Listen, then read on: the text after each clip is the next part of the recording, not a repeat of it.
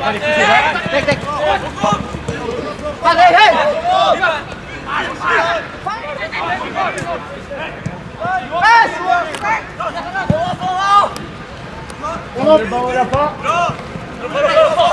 Hamdan Hamedan, utusan PSSI, membagikan update terkait proses naturalisasi 3 pemain keturunan untuk Timnas Indonesia U20.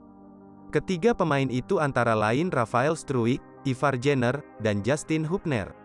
Hamdan mengatakan dokumen naturalisasi Rafael, Ivar, dan Justin sudah berada di Kementerian Sekretariat Negara Republik Indonesia atau Kemensetnek RI. Hal ini disampaikan Hamdan lewat akun Instagram pribadinya, @hamdan.hamedan, usai jadi pembicara di acara konsiering pewarganegaraan yang digelar oleh Kementerian Hukum dan Hak Asasi Manusia, Kemenkumham, Republik Indonesia. Alhamdulillah, sore ini turut hadir dan menjadi pembicara di konsiering pewarganegaraan yang digelar oleh Kemenkumham dan dihadiri oleh perwakilan Kemensetnek, Kemendagri, dan lainnya.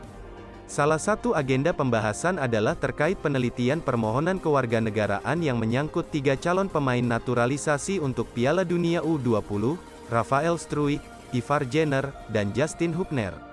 Sebagai informasi, saat ini dokumen ketiga pemain tersebut sudah di Kemensetnek.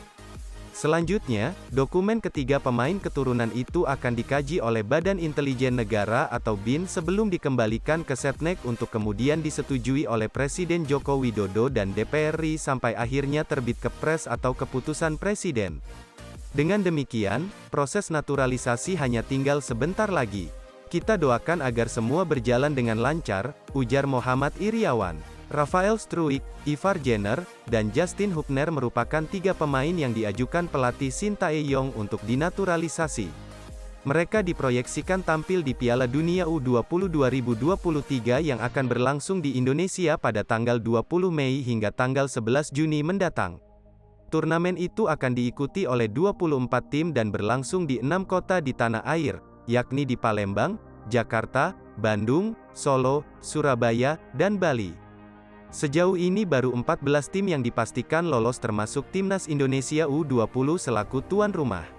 Menjelang 100 hari menuju Piala Dunia U20 2023, Menpora dan Ketum PSSI serta Shin Tae-yong dan perwakilan pemain hadir di Stadion Utama Gelora Bung Karno, Jakarta.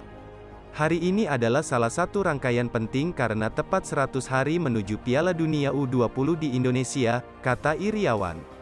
Lanjutnya ia menegaskan, di sana para calon legenda sepak bola Indonesia akan beraksi di lapangan hijau, salah satunya di stadion ini, SUGBK. Anak-anak Timnas U20, minimal harus lolos babak penyisihan. Saya sebagai Ketum PSSI tentu akan memberikan dukungan material dan moral. Saya berharap masyarakat bahu-membahu mensukseskan ini karena bukan hanya tanggung jawab PSSI, karena ini acara bangsa Indonesia. Mari kita sambut Piala Dunia U20 yang akan berada di Indonesia.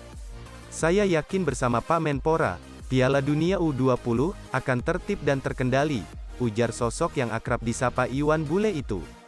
Di sisi lain, Menpora Zainuddin Amali memastikan komitmen pemerintah dalam mendukung kesuksesan Piala Dunia U20 2023.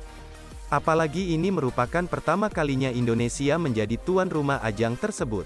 Kami persiapakan dengan sungguh-sungguh, bekerja sama dengan Federasi, PSSI, LOC, panitia lokal, pemerintah dan Bapak Presiden Jokowi memberikan dukungan penuh untuk suksesnya penyelenggaraan, ucap Menpora yang juga berstatus sebagai Ketua INAFOC atau Panitia Penyelenggara Piala Dunia U20 2023 Indonesia itu.